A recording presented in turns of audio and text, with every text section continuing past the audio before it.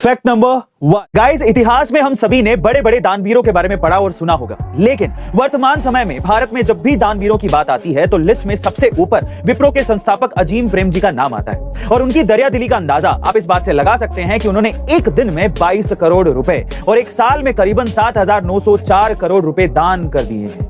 वैसे गाइस, अगर आप भी दान करने का सोच रहे हैं तो मिलाप एक ऐसा फ्री क्राउड फंडिंग प्लेटफॉर्म है जहां आप मनपसंद कोज के लिए दान कर सकते हैं। इस प्लेटफॉर्म की सबसे खास बात यह है कि यहां पर 0% पेमेंट गेटवे फीस के साथ साथ थर्ड पार्टी ऐप भी आपसे कोई कमीशन नहीं लेता, मतलब कि पूरा पैसा जरूरतमंद के पास ही चला जाता है। वहीं हाल ही में मिलाप ने एक मिलाप गारंटी कैंपेन एक्टिवेट किया, जिससे कोई भी फ्रॉड कैंपेन का पता तुरंत मिलाप को चल जाता है। मतलब कि अगर डोनर ने कोई पैसा डोनेट भी किया है तो वो गलत हाथों में ना जाकर वापस उसे ही मिल जाता है। तो गाइस, अब सोचना क्या है, आज ही किसी जरूरतमंद का सहारा बनिए, वो भी मिलाप के साथ। लिंक नंबर 2, अग्निपथ स्कीम सरकार की वो स्कीम है जिसके खिलाफ अब लगातार प्रदर्शन बढ़ते ही जा रहे हैं। जी हाँ गाइस, पहले बिहार, फिर यूपी और अब हरियाणा, देश में हर जगह छात्रों का आक्रोश देखने को मिल रहा है। लेकिन सवाल यह है कि अग्निपथ पर इतना बवाल क्यों हो रहा है। दरअसल अग्निपथ स्कीम में सबसे बड़ी कमी जो छात्रों को लगी वो है सिर्फ 4 साल के लिए भर्ती, क्योंकि 4 साल पूरे होने पर 75% छात्रों को घर भेज दिया जाएगा और सिर्फ 25% छात्रों को ही नौकरी के लिए आगे जारी रखा जाएगा।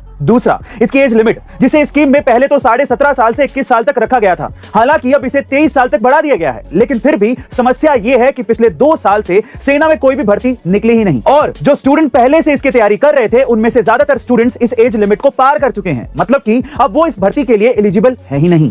और अब जो हालात देश में चल रहे हैं उसे देखते हुए सरकार को एक बार फिर से इस स्कीम पर जरूर सोचना पड़ेगा। वैसे गाइस, आपका इस स्कीम के बारे में क्या ख्याल है, कमेंट सेक्शन में जरूर लिखिएगा। फैक्ट नंबर 3, दोस्तों, इंडिया की डिफेंस ऑफ मिनिस्ट्री ने लाखों युवाओं के भविष्य को देखते हुए एक बड़ी योजना तैयार की जिसका नाम है अग्निपथ।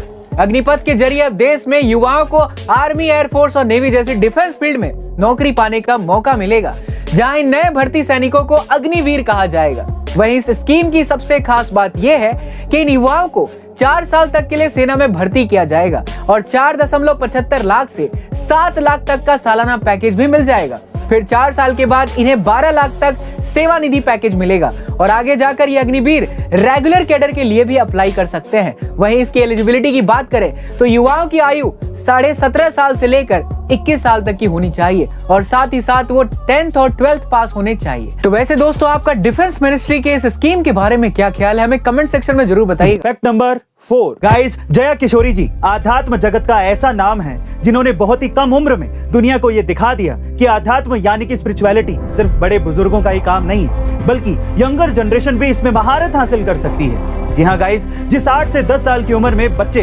किताबों के पन्ने पलटते हैं या फिर स्टूडेंट लाइफ जीते हैं, उस उम्र में जया किशोरी जी ने मद भागवत गीता, नानी बाई का मायरो, नरसी का भात जैसी कथाएं सुनाकर दुनिया को मंत्र मुग्ध कर दिया।